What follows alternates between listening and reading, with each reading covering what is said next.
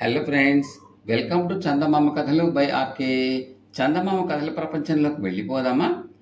ఇప్పుడు చెప్పబోయే కథలలో మొదటి కథ అడ్డం తిరిగిన కథ. ఈ కథను రాసిన వారు శ్రీ కె రావు గారు. ఒక ఊళ్ళో భద్రయ్య అనే నిరుపేద ఉండేవాడు. అతనికి ఏ విధంగానూ పొట్ట గడవకపోయింది. రామాపురం అనే గ్రామంలోని వాళ్ళు మూఢభక్తి జాస్తిగా కలవాళ్ళు అని విని భద్రయ్య తన స్వగ్రామం వదిలి ఆ ఊరు చేరాడు. అక్కడ అతను తన వేషభాషలు మార్చుకుని దైవభక్తుడిలాగా వ్యవహరించసాగాడు. అదృష్టవశాత్తు త్వరలోనే ఆ ఊరి వాళ్లకు భద్రయ్యలో ఊరి కుదిరింది. అతను తేలిగ్గా అందరి ఆదరానికి పాత్రుడయ్యాడు. క్రమంగా భద్రయ్యకు దేవుడి కార్యక్రమాల్లో ప్రవేశం దొరికింది. అతనే చందాలు వసూలు చేసి 2 వారాలకు ఒక వేడుక జరిపించేవాడు. ఇందువల్ల భద్రయ్యకు గొప్ప భక్తుడు అని పేరు రావడమే కాక అతని భక్తికి కూడా ఏ లోటు లేకుండా జరిగిపోతున్నది. ఈపాటి విజయం సాధించాక భద్రయ్యలో ఆశ తలెత్తింది. బాగా డబ్బు సంపాదించాలని, ఎప్పటికైనా 1,00,000 రూపాయలైనా వెనక వేసుకోవాలని అతను నిశ్చయించుకున్నాడు. అతను మహాశివరాత్రి కోసం కాచుకున్నాడు. మహాశివరాత్రి 4-5 రోజులు ఉందనగా భద్రయ్య గ్రామస్తులను చావడి వద్ద సమావేశపరిచి, భక్తులారా, మహాశివరాత్రికి మన శివాలయంలో 1,00,000 దీపాలు వెలిగించాలి, రాత్రంతా భజనలు జరపాలి, అలా చేసినట్టయితే మన గ్రామం ఇంకా అభివృద్ధికి రాగలదు అన్నాడు. దీనికి అందరూ ఒప్పుకున్నారు. భద్రయ్య చుట్టుపక్కల గ్రామాలలో కూడా చందాలు వసూలు చేసి శివరాత్రి ఉత్సవాలలో పాల్గొనటానికి ఆ గ్రామాల వారినందరినీ ఆహ్వానించాడు. జనం తండోపతండాలుగా వచ్చి పడ్డారు. ఉదయం నుంచి ఆలయంలో కోలాహలంగా భజనలు, అర్చనలు, అభిషేకాలు జరుగుతూనే ఉన్నాయి. భద్రయ్యను అపరశివుడుగా ఎంచుకుంటూ ఎంతో భక్తితో మసలుకునే వారిలో పాపడు అనే పేదవాడొకడున్నాడు. భద్రయ్య పాపడి చేతిలో 2 రూపాయలు పెట్టి వాడితో ఏదో రహస్యంగా చెప్పాడు. భద్రయ్య చెప్పింది వినగానే పాపడికి అంతులేని ఆశ్చర్యం కలిగింది. వాడు తనలో ఈ ముండాకొడుకు నిజంగా భక్తుడు అనుకున్నాను. వీడు దేవుడి పేరు చెప్పి తింటున్నది చాలక దేవుడి పేరు ఉండే మాన్యానికే ఎసరు పెడతాడా? వీడి అంతు తేల్చి తీరాల్సిందే అనుకున్నాడు. ఆ రాత్రి శివాలయంలో 1,00,000 దీపాలు వెలిగాయి. ఆలయం దేదీప్యమానంగా ప్రకాశిస్తోంది. శివ సంకీర్తన జోరుగా సాగుతోంది. భజనలో భద్రయ్య, పాపడు కూడా పాల్గొన్నారు. మధ్యలో భద్రయ్య కన్ను మలిపాడు. వెంటనే పాపడు ఒక్క కావుకేక పెట్టాడు. భజన ఆగిపోయింది. పాపడు శివతాండవం ప్రారంభించాడు. అందరూ హడిలిపోయారు. భద్రయ్య లేచి నిలబడి, భక్తులారా, శంకరుడు పాపడిని ఆవహించాడు. నిన్న రాత్రి పరమేశ్వరుడు నా కలలో ప్రత్యక్షమై ఈవేళ ఏదో ఒక విధంగా సాక్షాత్కరిస్తానని చెప్పి అంతర్ధానమయ్యాడు. అది నిజమైంది. శంకరుడికి మన భక్తవర్గంలో ఏదో దోషం కల్పించిందని నాకు అనుమానం అన్నాడు. ఆ తర్వాత భద్రయ్య పాపడికేసి తిరిగి, స్వామి, మా వల్ల జరిగిన దోషం ఏమిటో సెలవియ్యండి, తమ ఆజ్ఞను అక్షరాలా నిర్వర్తిస్తాం అన్నాడు. పాపడు భద్రయ్యతో, భక్త, నా ఆజ్ఞ ఏమిటో నీకు కలలోనే చెప్పాను కదా. ఈ పాపకూపం నుంచి బయటపడటానికి ఇష్టం లేక వీరందరి ముందు నిజం దాచిపెట్టి నా ఆగ్రహానికి గురయ్యావు. నీవు ఇప్పటికే నాకు సేవ చేసి అంతులేని పుణ్యం సంపాదించావు. నన్ను చేరుకోవటానికి ఈనాడు మహాపవిత్రమైన దినం. అందుచేత ఈవేళ సజీవ సమాధి పొంది నన్ను చేరుకోమని నిన్ను కలలో హెచ్చరించాను. నా ఆజ్ఞను ధిక్కరించావు అంటూ పాపడు దబాలను కింద పడిపోయాడు. కొద్దిసేపటిలో పాపడికి పూనకం దిగిపోయినట్టు కనపడింది. వాడు మళ్ళీ మామూలు మనిషి అయ్యాడు. ఈ లోపుగా అక్కడ చేరిన భక్తులు చాలా ఆర్భాటం చేశారు. ఆహా, జన్మ అంటే భద్రయ్య గారిదే జన్మ. స్వయంగా శివుడే వచ్చి తన వద్దకు ఆహ్వానించాడు. 1,00,000 మందిలో ఒక్కడికైనా ఇంతటి అదృష్టం పడుతుందా అని కొందరు భద్రయ్యని అభినందించారు. భక్తుల్లో కొందరు భద్రయ్య సమాధి కోసం పలుగులు, పారలు తీసుకుని గొయ్యి తవ్వన ఆరంభించారు. దెబ్బకి భద్రయ్యకు కాళ్ళు చేతులు చల్లబడ్డాయి.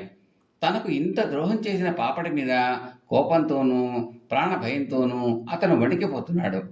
భక్తులు అతని వద్దకు వచ్చి, స్వామి, ఆలస్యం ఎందుకు, దయచేయండి, గొయ్యి తయారైంది అన్నారు. నేనప్పుడే సమాధి అయితే ఎలాగా? బోళా శంకరుడికేమీ వచ్చేయమంటాడు.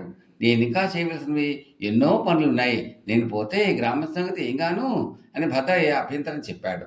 కానీ గ్రామస్తులు ఇందుకు ఏమాత్రం ఒప్పుకోలేదు.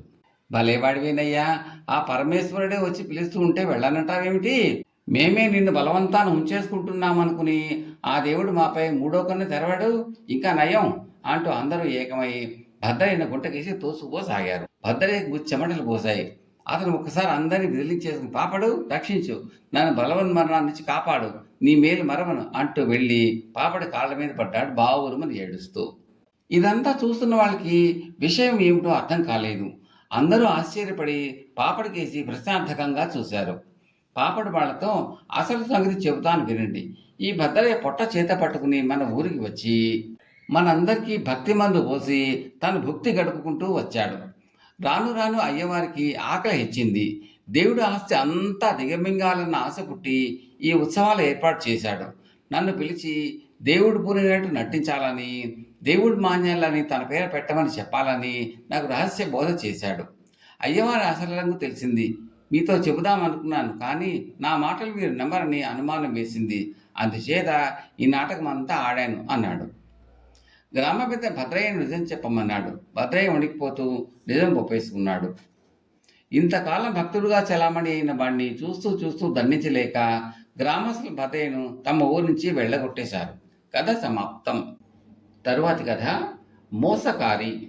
ఈ కథను రాసిన వారు శ్రీ M.B. చలపతిరావు గారు. ఒకానొక దేశంలో ఒక రాజు ఉండేవాడు.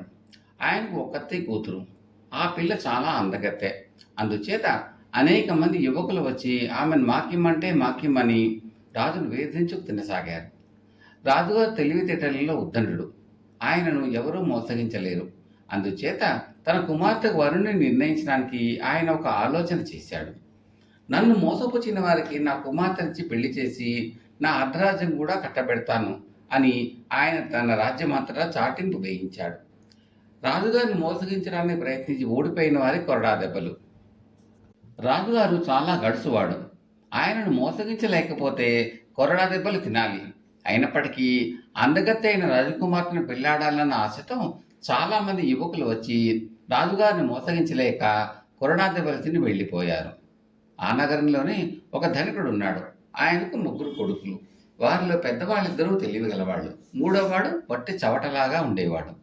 వాడు ఎన్నడూ ఏ పనికి ఎవరికి అక్కరకు రాక అస్తమానము గోళ్లు గిల్లుకుంటూ ఒక మూల కూర్చునేవాడు. అందరూ వాడిని బుద్ధుడు అని పిలిచేవాళ్ళు.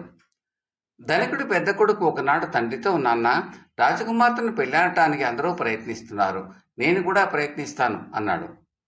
వెళ్ళిరా నాయన, ఈ ప్రయత్నించే వాళ్ళంతా నీకన్నా తెలివిగల వాళ్ళ ఏమిటి అన్నాడు తండ్రి. పెద్దవాడు బయలుదేరి రాజుగారి ఇంటికి వెళ్ళి తాను వచ్చిన పని తెలియజేసి రాజుగారి దర్శనం కోరాడు. భటులు వాడిని రాజుగారు ఉండే గదికి తీసుకుపోయారు. వాడు రాజుగారికి నమస్కారం చేస్తూ కిటికీ గుండా బయటికి చూసి, ఆ కనిపించే 3 నల్ల బాతులు ఎంత అందంగా ఉన్నాయో అన్నాడు ఆశ్చర్యంగా. నీ తెలివితేటలు తగలడ్డట్టే ఉన్నాయి. చూడటానికి ఒక నల్లబాతు చాలదు, వీడిని తీసుకుపోయి కొరడా దెబ్బలు కొట్టి పంపేయండి అన్నాడు రాజు. భటులు వాడిని కొరడా దెబ్బలు కొట్టి పంపించేశారు. పెద్దవాడు దెబ్బలు తిని ఇంటికి రాగానే రెండో వాడికి కూడా అదే బుద్ధి పుట్టింది. వాడు కూడా తండ్రి అనుమతి పొంది రాజుగారి దర్శనానికి వెళ్ళాడు. వాడు వచ్చిన పని తెలియగానే వాడిని కూడా రాజుగారి గదిలోకి పంపారు. వాడు కూడా కిటికీలో నుంచి బయటకు చూసి, అదేమిటి, ఆ చెట్టు మీద కూర్చున్న కాకి వీపు పైన 3 తెల్లటి చారలున్నాయి అన్నాడు. కాకి వీపిన చారలు అబద్ధము, నీ వీపిన వాతలు నిజమును, వీడిని పట్టుకుపోయి కొరడాతో కొట్టి పంపేయండి అన్నాడు రాజు. రెండో వాడు కూడా పరాభవం పొంది తిరిగి వచ్చాక బుద్ధుడు తండ్రితో తాను వెళ్ళి రాజును మోసగించి రాజకుమార్తెను పెళ్ళాడతానన్నాడు. గడుచువాళ్ళైనా నీ అన్నలకే చేతగా పని నీ వల్ల అవుతుందా? నువ్వు అసలే బుద్ధ విగ్రహానివి అన్నాడు తండ్రి. కానీ బుద్ధుడు పట్టుపట్టాడు. సరే, అంత ఉబలాటంగా ఉంటే వెళ్ళి కొరడా దెబ్బలు తినేరా అన్నాడు తండ్రి. మూడోవాడు గోడ వంకెని వేలాడే మాసిపోయిన కుళ్ళాయి తీసి దులిపి చేత పట్టుకొని రాజుగారి ఇంటికి బయలుదేరాడు. దారిలో వాడికి ఒక అమ్మి నెత్తిన కుండల దొంతర్లు పేర్చి పెట్టుకుని కనిపించింది. ఏమమ్మి, ఈ కుండలు ఎక్కడికి తీసుకుపోతున్నావు అన్నాడు బుద్ధుడు. అమ్మటానికి నాయనా అన్నదామె. బుద్ధుడు వాటి ఖరీదు అడిగాడు. కుండలమ్మే మనిషి 3 రూపాయలు అన్నది. నేను 5 రూపాయలు ఇస్తాను, నేను చెప్పినట్టు చేస్తావా అన్నాడు బుద్ధుడు. ఆమె ఒప్పుకున్నది. ఇద్దరూ కలిసి రాజుగారింటి దాకా వెళ్ళారు. ఏం చెయ్యాలో ఆమెకు బుద్ధుడు వివరంగా చెప్పాడు. ఇద్దరు రాజుగారి ఇంటి బయట ఆగారు.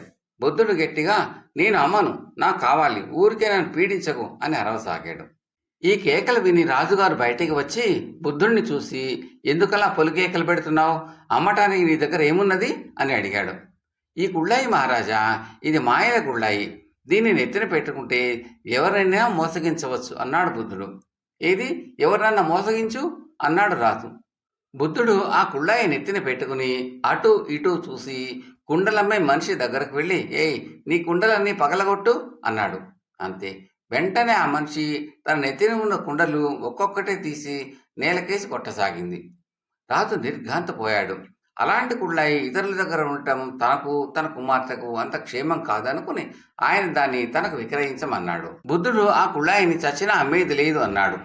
చాలాసేపు రాజుగారు బేరసారాలు ఆడిన మీదట రాజుగారు సంచిని మొహరీలు ఇవ్వడానికి సిద్ధపడ్డాడు. అప్పుడు వాడు బుర్రగోక్కుని, సరే ఇవ్వండి, ఎవరికో ఒకరికి దీన్ని ఎప్పటికైనా అమ్మేదే కదా అన్నాడు. తర్వాత వాడు రాజుకు ఆ కుళ్ళాయి ఇచ్చి మొహరీల సంచి తీసుకుని ఇంటికి వెళ్ళాడు.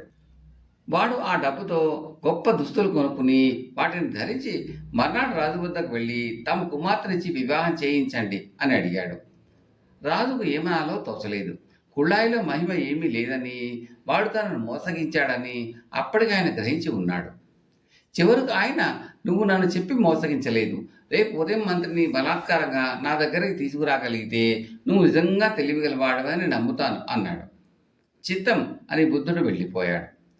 మర్నాడు మంత్రి తన ఇంటనే ఉండి ఇంటి చుట్టూ నౌకర్లను కాపలా పెట్టి బుద్ధుడు అక్కడికి వచ్చినట్టయితే మెత్తగా తన్నమన్నాడు. ఈ లోపల బుద్ధుడు మారువేషం వేసుకుని ఒక గోత్రం సంచిలో దూరి మంత్రి గారి ఇంటి సమీపానికి దొర్లుకుంటూ వచ్చాడు. అది చూసి భటులు ఆశ్చర్యంతో సంచిని సమీపించి, ఏయ్, సంచిలో ఎవరు నువ్వు అని అడిగారు. మాట్లాడకండి అన్నాడు బుద్ధుడు. భటులు ఈ సంగతి మంత్రితో చెప్పారు. ఆయన హడావడిగా బయటికి వచ్చి సంచిలో ఉన్న బుద్ధుడిని ఎవరురా నువ్వు అని గద్దించి అడిగాడు. మాట్లాడకండి, ఇది జ్ఞాన సంచి, అనేక విషయాలు నాకు చెబుతున్నది అన్నాడు తాపీగా. ఏది, అది చెప్పే సంగతుల్లో ఒకటి చెప్పు అన్నాడు మంత్రి. నిన్న రాజుగారిని మోసగించిన దుర్మార్గుడు మీ ఇంటిపైకి 17 మంది యోధులతో వచ్చి పడబోతున్నట్ట ఈ సంచి చెబుతోంది అన్నాడు బుద్ధుడు.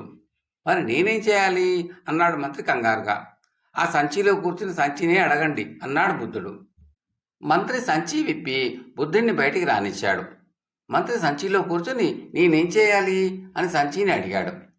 ఇంతలోనే బుద్ధుడు సంచి మూతి గట్టిగా బిగించి కట్టి మంత్రిని భుజాన వేసుకుని పోయి రాజు ఎదుట పెట్టాడు. ఈ పరీక్షలో గెలిచావు, రేపు వచ్చి అంతఃపురంలో ఉన్న నా కుమార్తెను గుర్తించి పెళ్ళాడు. జ్ఞాపకం ఉంచుకో, నా కుమార్తెకు 80 మంది పరిచారకులు ఉన్నారు. వారిలో నా కుమార్తె ఎవరో నువ్వే గుర్తించాలి, కానీ నీకు ఎవరూ చూపరు. నా కుమార్తెను గుర్తించలేకపోతే నీకు పెళ్లి లేకపోగా కొరడాదెబ్బలు తప్పవు, తెలిసిందా అన్నాడు రాజు. మర్నాడు బుద్ధుడు సంచిలో ఒక చిన్న ఎలకను ఒకదాన్ని వేసుకుని అంతఃపురానికి బయలుదేరి వెళ్ళాడు. రాజు వెళ్ళేసరికి 81 మంది కన్యలు అందరూ ఒకే రకంగా బట్టలు కట్టుకుని నగలు పెట్టుకుని కూర్చుని ఉన్నారు. రాజుగారు కూడా అక్కడే కూర్చున్నాడు. వీరిలో నా కుమార్తెను గుర్తించు అన్నాడు రాజు. బుద్ధుడు తన చేతిలోని సంచి విప్పి ఎలుకను కన్యల మధ్య గిరవాటు వేశాడు. కన్యలందరూ కెబ్బును అరిచి చిందరవందరగా అటు ఇటు పరిగెత్తారు. కానీ వారిలో ఒక అమ్మాయి అయితే మూర్ఛైపోయింది. వెంటనే మిగిలిన వాళ్ళు ఎలకను మరిచిపోయి మూర్ఛపోయిన కన్యకు ఉపచారాలు చేయసాగారు. బుద్ధుడికి పరమానందమైంది. వాడు నవ్వుతూ రాజుగారికేసి తిరిగి మూర్ఛపోయిన కన్యను చూపించి, ఈమె మీ కుమార్తె అన్నాడు. చేసేది లేక రాజుగారు మంచి ముహూర్తం చూసి తన కుమార్తెను బుద్ధుడికిచ్చి పెళ్లి చేసి అర్ధరాజ్యం అతనికి ధారపోశాడు. బుద్ధుడు అందరికన్నా తానే తెలివిగలవాడినని నిరూపించుకుని రాజకుమార్తెతో సుఖంగా కాపురం చేశాడు. కథ సమాప్తం. తరువాతి కథ తెలివి తక్కువ పులి. ఈ కథను రాసిన వారు శ్రీమతి కొలగొట్ల శాంతకుమారి గారు, ఏలూరు. కథలోకి వెళ్ళబోయే ముందు ఒక చిన్న మనవి. మీకు ఈ కంటెంట్ నచ్చితే లైక్ చేయండి, బంధుమిత్రులు షేర్ చేయండి, సబ్స్క్రైబ్ చేసి గంట సింబల్లకు ఆల్ కూడా నొక్కండి. ఇలా చేయడం వల్ల నేను పెట్టబోయే తదుపరి వీడియోలన్నీ కూడా మీరు చూసి ఆనందించవచ్చు. ఈ కథలపై మీ విలువైన అభిప్రాయాలను కామెంట్ల రూపంలో తప్పక తెలపండి. చాలామంది చూస్తున్నారు కానీ కామెంట్లు పెట్టడము, లైక్ చేయడము చేయటం లేదండి. మీరు అలా చేస్తే అది మాకు ఎంతో ప్రోత్సాహాన్ని ఇస్తుందండి. Thank you very much. ఇక కథలకు వెళ్దామా? అనగా అనగా ఒక ఊరు. ఆ ఊళ్ళో ఒక రైతు ఉన్నాడు.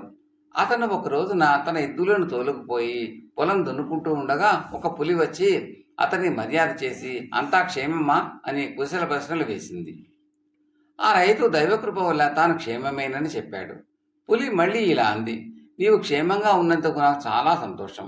ఇప్పుడు నీ 2 ఎద్దులను తినమని నన్ను దేవుడు పంపాడు.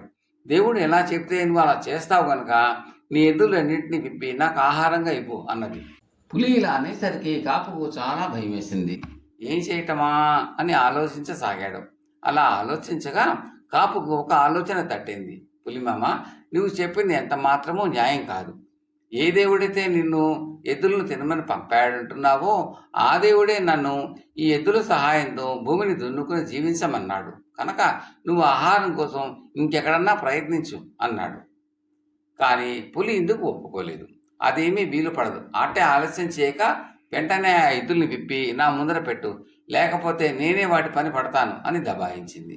కాపు మళ్ళీ ఆలోచనలో పడ్డాడు. ఈ పులి బాధ ఎలా తప్పించుకోవటమా అని. చటుక్కున ఒక ఉపాయం తోచింది. పులిమామ, నీకు ఆకలి తీరటమే కదా కావలసింది. ఇంటి దగ్గర నాకు ఒక మంచి బలిసిన ఆవు ఉంది. కాసేపు ఆగావంటే నేను ఇంటికి వెళ్ళి ఆవును తెచ్చి నీకు ఇస్తాను. ఎద్దుల్ని మాత్రం వదిలిపెట్టు. ఎద్దులు లేకపోతే నాకు బతికే లేదు అన్నాడు. పులికి మాత్రం ఎద్దులే కావాలని ఎక్కడుంది? దానికెల్లా కావాల్సింది దాని కడుపు నిండడం అంతే. అందుచేత సరే అలాగే లేవయ్యా, అయితే త్వరగా పోయి నీ ఆవును తోలుకురా అంది. ఇప్పటికీ ఈ గండం గడిచింది కదా అని కాపు ఇంటిదో పట్టాడు. ఇంటికి చేరుకుని భార్యతో జరిగిన సంగతంతా చెప్పి తన ఆవుని పులికి ఆహారంగా ఇస్తానని చెప్పి వచ్చిన సంగతి కూడా చెప్పాడు. అంతా విని కాపు భార్య మండిపడింది. చాలే, మహా తెలివైన పని చేసుకొచ్చావనుకున్నావు. ఆవుని ఇచ్చివేసే పిల్లలకు పాలెక్కడి నుంచి వస్తాయనుకున్నావు. అదీ కాక నాకు పరమాన్నం అంటే ఎంతో ఇష్టం. పాలు లేకపోతే నాకు పరమాన్నం ఎలా వస్తుంది? అందుకని ఆవుని ఇవ్వడానికి ఎంత మాత్రమూ వీల్లేదు. కావలసి నీ ఎద్దులు ఇచ్చుకో అని మొండికేసింది. ఓసి వెర్రిదానా, మనం ప్రాణాలు నిలుపుకోవాలంటే అన్నం కావాలి, కానీ పరమాన్నం లేకపోతే చచ్చిపోదామా? అన్నం కావాలంటే ధాన్యం కావాలి. ధాన్యం కోసం పొలం దున్ని పండించాలి. పొలం దున్నడానికి ఎడ్లు కావాలి. కనుక ఎడ్లను ఇచ్చుకుంటే మనం పస్తులు ఉండాల్సిందే. కాబట్టి ఆవుని ఇచ్చుకుని ఈ ఆపద నుంచి తప్పించుకుందాం. లేదా నీకు ఇంకేమైనా ఇంతకంటే మంచి ఆలోచన వస్తే చెప్పు, అలాగే చేద్దాం అన్నాడు రైతు. కాపు భార్య కాసేపు ఆలోచించింది. మెరుపుల ఆమెకి ఒక చక్కటి ఉపాయం తోచింది. సరే, ఒక మంచి ఉపాయం తట్టింది. దానివల్ల మనం ఎద్దుల్ని వదులుకోనక్కర్లేదు, ఆవుని వదులుకోనక్కర్లేదు. నువ్వు ఇప్పుడే పులి దగ్గరికి వెళ్ళి ఆవుని నా భార్య తీసుకుని వస్తోంది అని చెప్పు అని కాపుని పులి దగ్గరకు పంపింది. సరేనని కాపు పులి దగ్గరకు వచ్చి ఇంటికి వెళ్ళి ఏర్పాట్లన్నీ చేసి వచ్చాను. నా భార్య ఆవుకి పూజ చేసి ఇప్పుడే తెస్తుంది, కొంచెం ఆగు అని చెప్పాడు. పులి సరేనంది. ఇంతలో కాపు భార్య చీర బిగించి దేవతలాగా వేషం వేసుకుని ఒక గుర్రం మీద ఎక్కి అక్కడికి వచ్చింది. వస్తూనే పులివైపు చూస్తూ, అబ్బా, ఇందాకటి నుంచి వెతుకుతున్నాను, మూడో పులి ఎక్కడ దొరుకుతుందా అని. నా అదృష్టం కొద్దీ ఈ పులి దొరికింది. ఈవేళకి నాకు ఈ పులితో పూర్తిగా కడుపు నిండుతుంది అని బిగ్గరగా అరిచింది. ఈ మాటలు చెవిన పడగానే పులి వెనక్కి తిరిగి చూడకుండా ఒకటే పరుగు లంకించుకుంది. కాపు తన భార్య పన్నిన యుక్తికి సంతోషించాడు. మళ్ళీ పులి ఆ ఛాయలకి రానేలేదు. కాపు తన ఎద్దులతో మామూలుగా పొలం దున్ని పంట పండించుకుంటున్నాడు. కాపు భార్య పిల్లలు ఆవు పాలతో ప్రతిరోజు పరమాన్నం వండుకుని తృప్తిగా తింటూ ఉన్నారు. అంతటితో కథ కంచికి మనం ఇంటికి. కథ సమాప్తం.